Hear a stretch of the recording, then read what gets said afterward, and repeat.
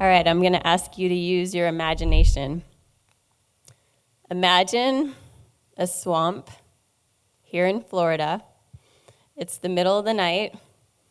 It's a balmy 80 degrees. The biting flies and mosquitoes are crawling in your eyes and your mouth, biting you and stinging you everywhere incessantly. You're covered in seashells, sand, rocks, and God knows what else. You're in the middle of an event. Well, actually not the middle. It's the first 12 hours, and it just started. You're laying on the ground under a log.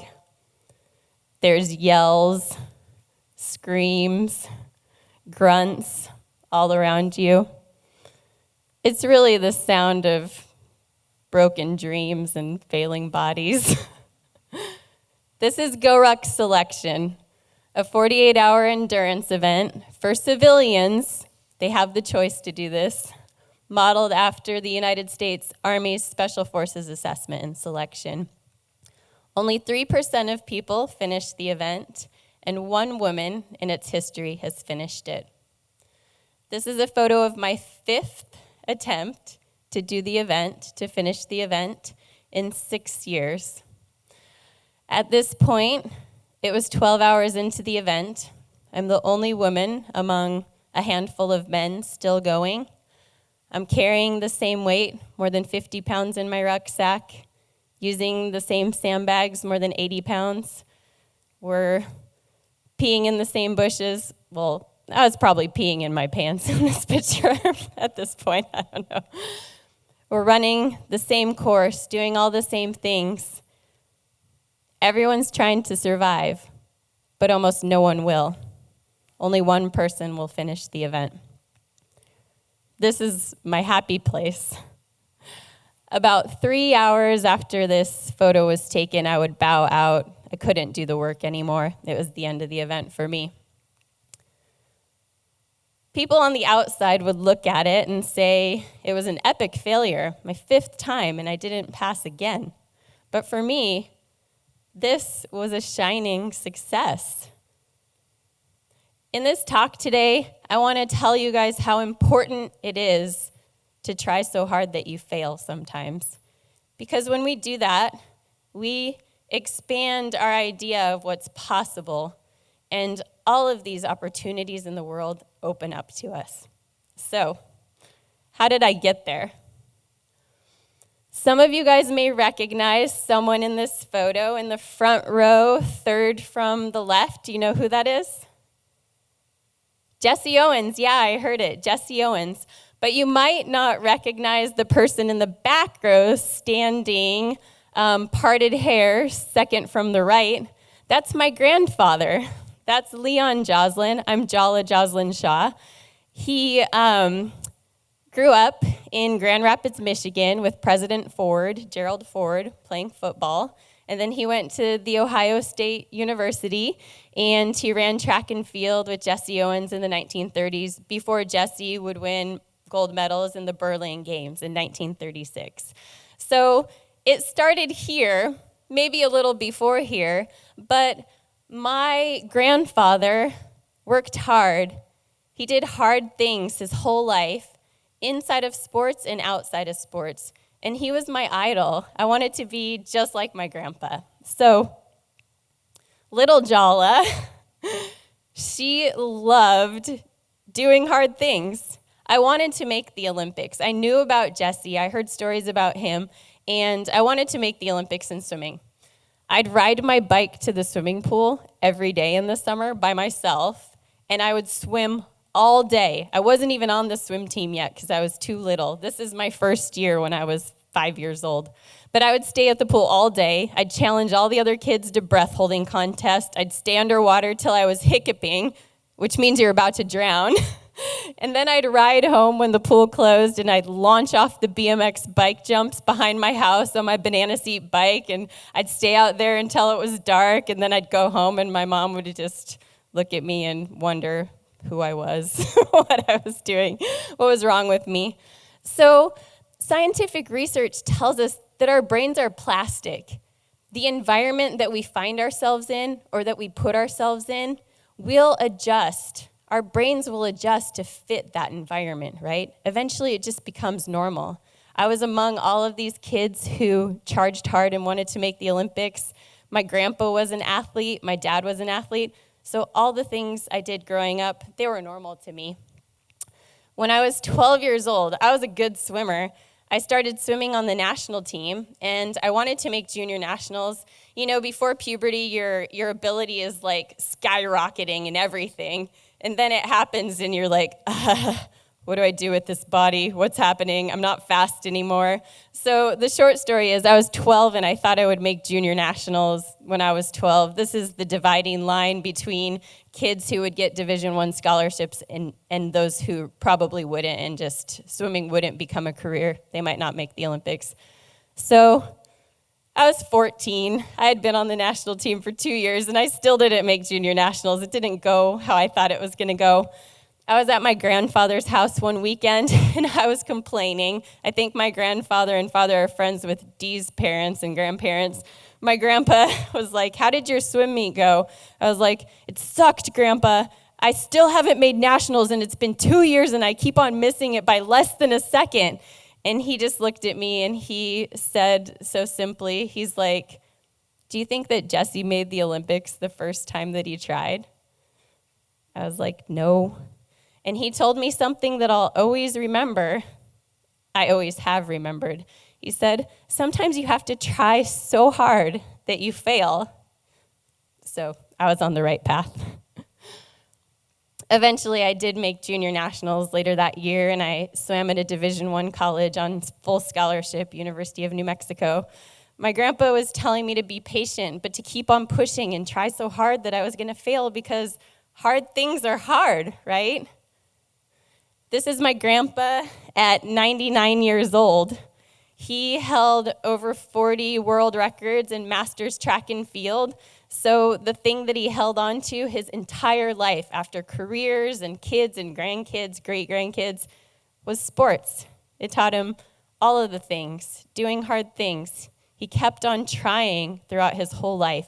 My grandpa died at 100 years old after he was throwing a shot put at a track meet and tripped over the barrier. He broke his hip, but in the hospital he was fine. But he ended up getting shingles, adult chicken pox, in the hospital and dying of that. But the point is, he was doing sports until he died. He was doing things that made him feel good about himself and strong. I still want to be like my grandpa every day. That's my dad on the far right. He's 82 now, and he just ran a 20-minute 2-miler with me in the summer. So my dad's doing that stuff too.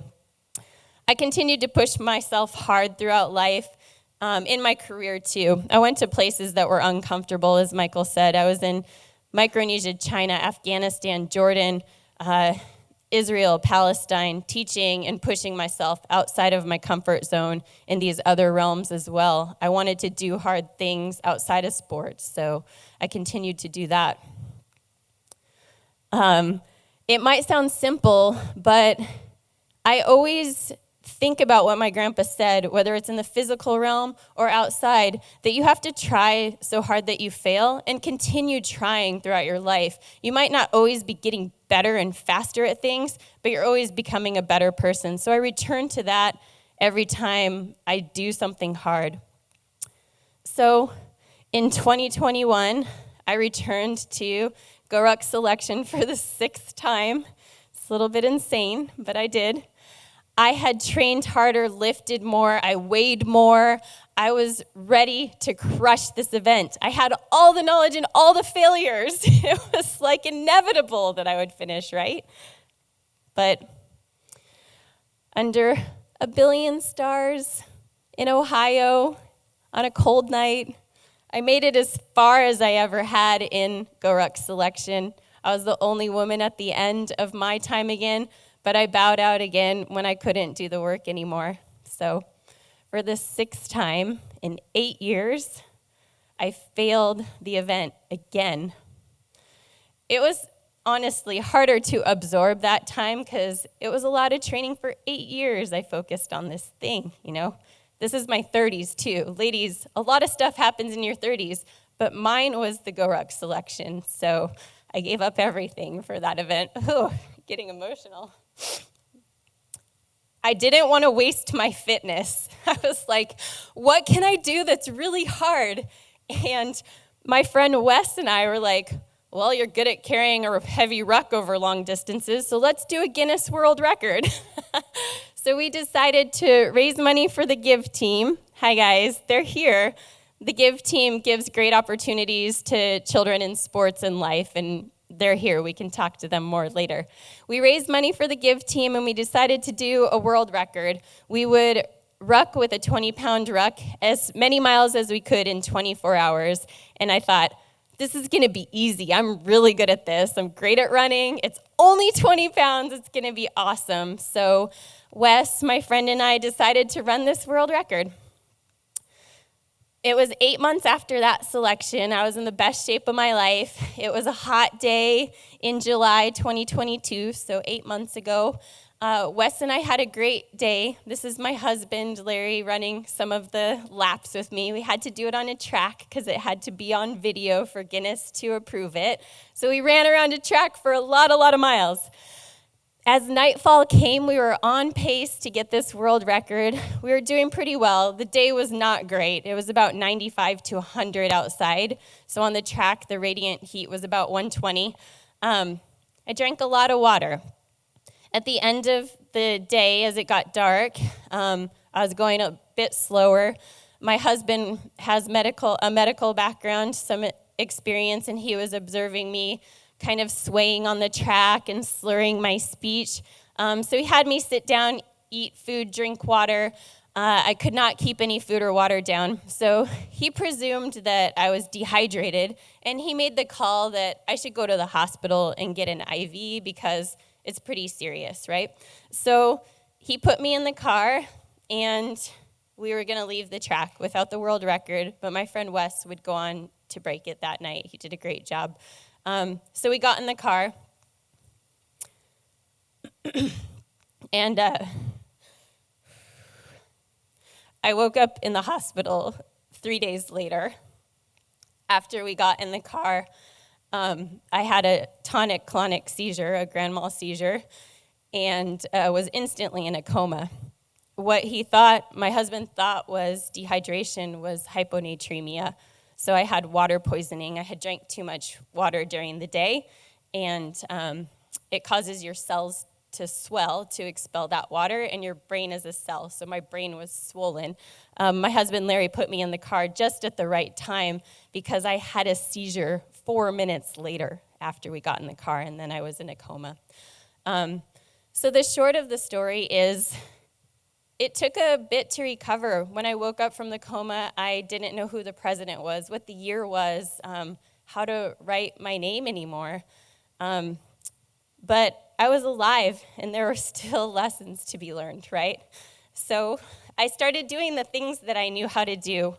I walked, I rode a stationary bike, started running. I could sign my name again.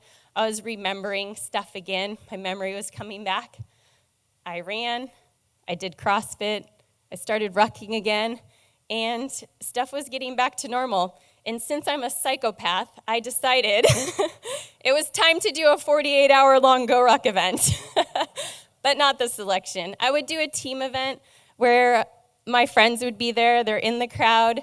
I would be supported by the cadre who also have medical background. They knew about my injury. I felt safe in the GORUCK community. So I trained for it. I got there. I took one step at a time, 1 second, 1 minute, an hour, and I kept on going. And after 48 hours, I finished this event. So,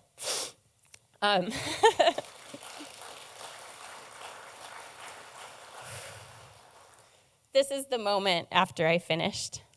You always get me saying cool stuff on camera, and then you never show it to me. But I'm going to tell you from the heart why I did this one, and I'm already crying. Oh, gosh. Ugh.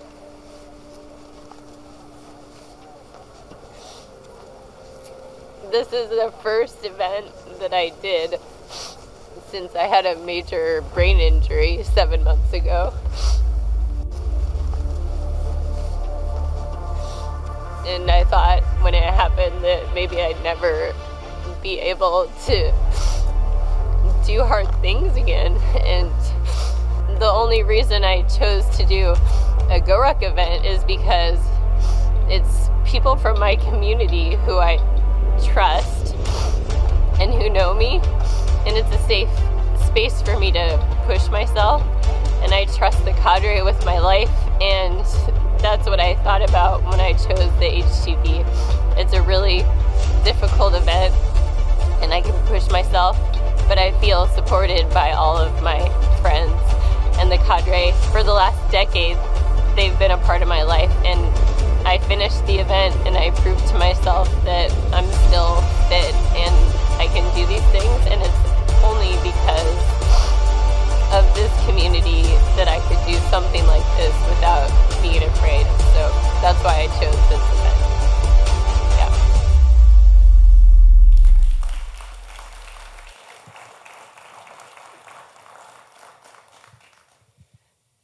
Pushing ourselves is a protective factor for our brain, and my grandfather and I am a testament to that.